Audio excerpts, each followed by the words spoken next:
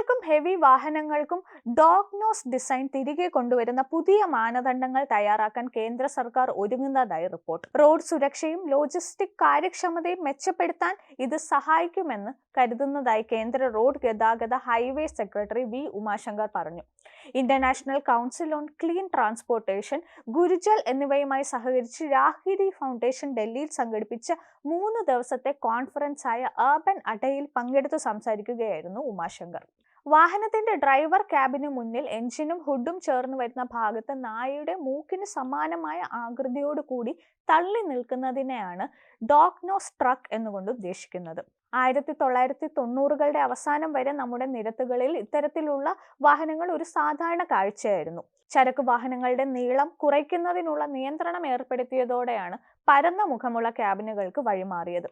ഇതിലൂടെ ചരക്കുകൾ കയറ്റുന്ന ഭാഗത്തിന്റെ വലുപ്പം പരമാവധി വർദ്ധിപ്പിക്കുന്നതിന് സഹായിച്ചു. എന്നാൽ അതിലൂടെ സുരക്ഷയിൽ ചില പാളിച്ചകൾ സംഭവിച്ചിട്ടുണ്ടെന്ന് അദ്ദേഹം പറയുന്നു. ഹൈവേകളിൽ വാഹനം ഓടിക്കുമ്പോൾ അപകടം വേഗത്തിൽ തിരിച്ചറിയാനും പെട്ടെന്ന് പ്രതികരിക്കാനും ഈ ചെറിയ മാറ്റം സഹായിക്കുമെന്ന് അദ്ദേഹം പറഞ്ഞു. എല്ലാത്തിനുമുപരി ഡ്രൈവിംഗ് ഇന്ദ്രിയങ്ങളെ അടിസ്ഥാനമാക്കിയുള്ളതാണ്. നിങ്ങൾ കാണുന്നതിനെ അടിസ്ഥാനമാക്കിയാണ് നിങ്ങളുടെ മനസ്സ് കണക്കുകൂട്ടലുകൾ നടത്തുന്നതും കാര്യങ്ങൾ ഏകോപിപ്പിക്കുകയും ചെയ്യുന്നത്. ഡ്രൈവർ എഞ്ചിനു മുകളിലായി അല്ല ഇരിക്കുന്നതെങ്കിൽ അയാൾക്ക് കുറച്ച് അധിക സമയം ലഭിക്കും. ലളിതമായ ഈ മാറ്റത്തിലൂടെ ഡ്രൈവർമാർക്ക് മുന്നോട്ടുള്ള കാഴ്ചകൾ കാണാനും പെട്ടെന്ന് പ്രതികരിക്കാനും അധികമായി സമയവും സ്ഥലവും നൽകുന്നുവെന്നും അദ്ദേഹം വ്യക്തമാക്കി.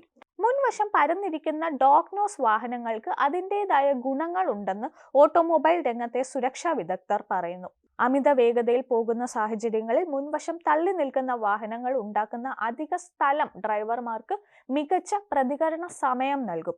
എന്നാൽ മുൻവശം പരന്നിരിക്കുന്ന വാഹനങ്ങൾ ഡ്രൈവർമാർക്ക് വിശാലമായ ദൃശ്യപരത നൽകുന്നു. വേഗത കുറഞ്ഞ സാഹചര്യങ്ങളിൽ ഇത് ഡ്രൈവർമാർക്ക് ഗുണകരമാകും, പ്രത്യേകിച്ച് കാൽനട യാത്രക്കാരുടെ സുരക്ഷ പരിഗണിക്കുമ്പോൾ.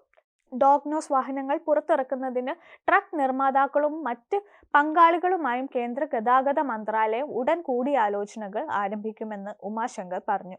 എന്നാൽ ഇത് പ്രാബല്യത്തിൽ വരുന്നതിന് കുറഞ്ഞത് 2 വർഷം സമയമെടുക്കും.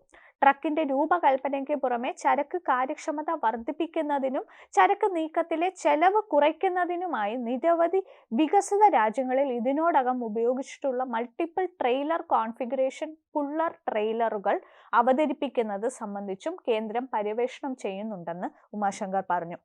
ചരക്ക് നീക്കത്തിന് ഒന്നിലധികം സംവിധാനങ്ങൾ നമുക്ക് ആവശ്യമുണ്ടെന്ന് അദ്ദേഹം വ്യക്തമാക്കി.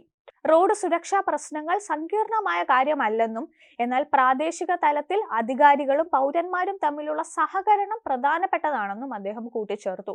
മിക്ക ഇന്ത്യൻ നഗരങ്ങളിലും വാഹനങ്ങളുടെ നീക്കം ഒരു പ്രധാന പ്രശ്നമായി തുടരുന്നുണ്ടെന്ന് അദ്ദേഹം അഭിപ്രായപ്പെട്ടു. ജനസാന്ദ്രത കൂടിയ പ്രദേശങ്ങളിൽ അപര്യാപ്തമായ ബസ് സംവിധാനങ്ങൾ സൃഷ്ടിച്ച വിടവുകൾ ആപ്പ് അധിഷ്ഠിതമായി പ്രവർത്തിക്കുന്ന ക്യാബ് സേവനങ്ങൾ നികത്തുന്നുണ്ടെന്ന് അദ്ദേഹം പറഞ്ഞു. ഈ സേവനങ്ങൾ നഗരങ്ങളിലെ തിരക്ക് കുറച്ചിട്ടില്ല, പക്ഷേ ആളുകളുടെ സഞ്ചാരത്തെ സഹായിച്ചിട്ടുണ്ട്. ഹൈവേകളിൽ ഈടാക്കുന്ന ടോൾ രാജ്യത്തെ റോഡ് ശൃംഖല ക്രമാനുഗതമായി വികസിപ്പിക്കാൻ സഹായിച്ചിട്ടുണ്ടെന്ന് അദ്ദേഹം പറഞ്ഞു. 2040 ആകുമ്പോഴേക്കും നമ്മുടെ എല്ലാ ദേശീയപാതകളുടെയും നിർമ്മാണം പൂർത്തിയാക്കും.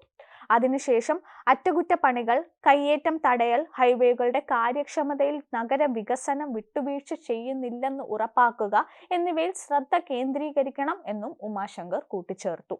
2040 ആകുമ്പോഴേക്കും നമ്മുടെ എല്ലാ ദേശീയപാതകളുടെയും നിർമ്മാണം പൂർത്തിയാക്കും.